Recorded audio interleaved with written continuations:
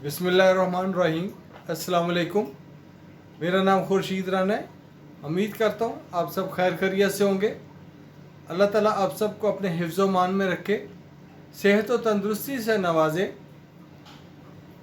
आज हम बात करेंगे ये जो हमारा बजट आया उसके ऊपर डिस्कस करेंगे कि बजट का क्या इफ़ेक्ट आया हमारी प्रॉपर्टी के ऊपर, रियल एस्टेट के ऊपर, इसका क्या इम्पेक्ट आ रहा है, तो इसको थोड़ा सा हम डिस्कस करेंगे।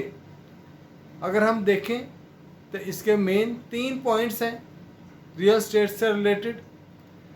पहला है कैपिटल गेन टैक्स और दूसरा है property with holding tax on seller and purchaser, और नंबर 3 पे है एफईडी, फेडरल एक्साइज ड्यूटी।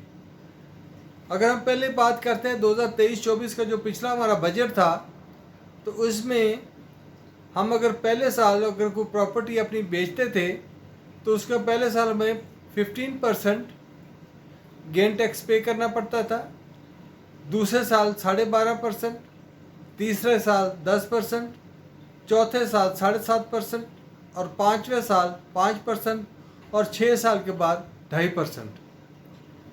ये इसकी रेशो थी। और 6 साल के बाद अगर हम कोई प्रॉपर्टी सेल करते थे तो उसके ऊपर कोई टैक्स नहीं लगता था, यानी कि उसका जो स्लैब था वो 6 इयर्स का था। 6 इयर्स के बाद कैपिटल गेन टैक्स इम्प्लीमेंट नहीं था उसके ऊपर। अब इस बजट में इन्होंने इसका जो टाइम पीरियड था वो ख़त्म कर दिया।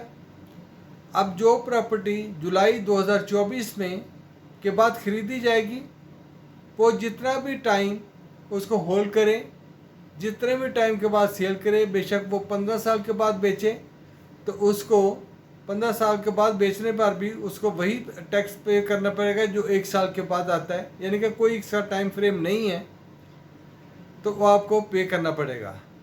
और अगर आप 30 जून के बाद कोई प्रॉपर्टी खरीदते हैं तो उस पर पहले वाला ही टैक्स अप्लाई करेगा, यानी कि अगर आप जून में कोई चीज़ परचेज करते हैं तो उसके ऊपर पहले वाला ही स्लैब लगेगी।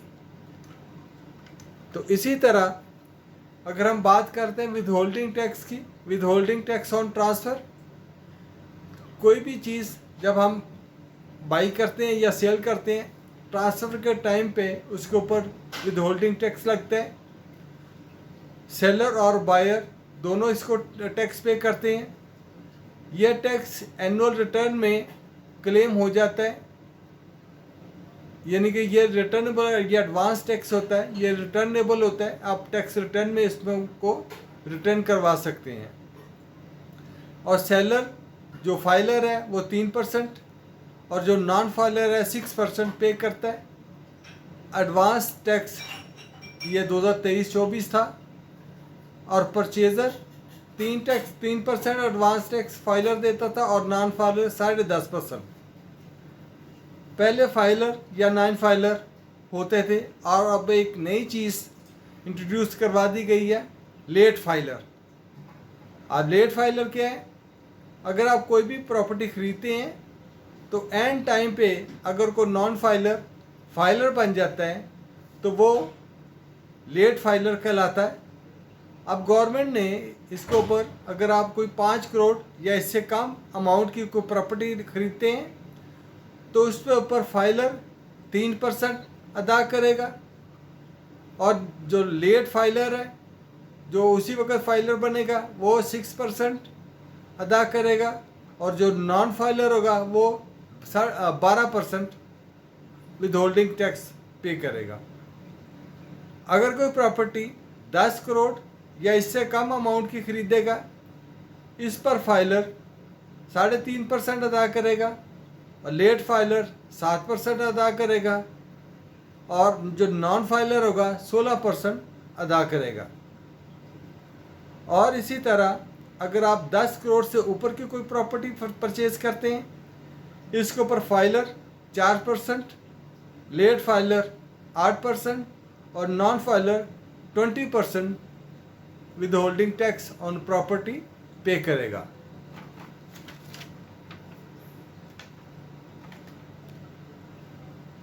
और इसी तरह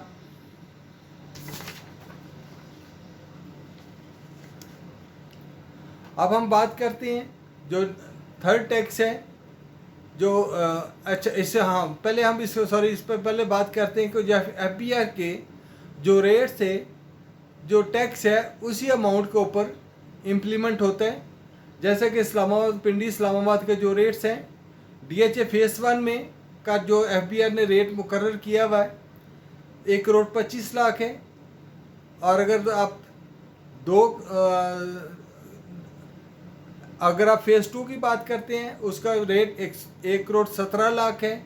फेज़ 3 में 50 लाख है और फेज़ 4 में 59 लाख है और फेज़ 5 में 68 लाख है और फेज़ 6 में 34 लाख है। ये पिंडी इस्लामाबाद के रेट्स हैं। इसी तरह हर अपने इलाके का जो FBR ने रेट मुकर्रर किए होते हैं उसके ऊपर ही ये टैक्स लागू होता है।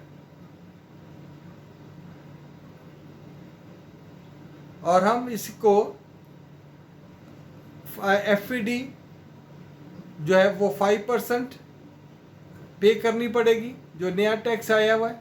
अगर आप कोई भी प्रॉपर्टी लेते हैं तो इस पर एक दफ़ा आपको 5% के हिसाब से FED पे करनी पड़ेगी।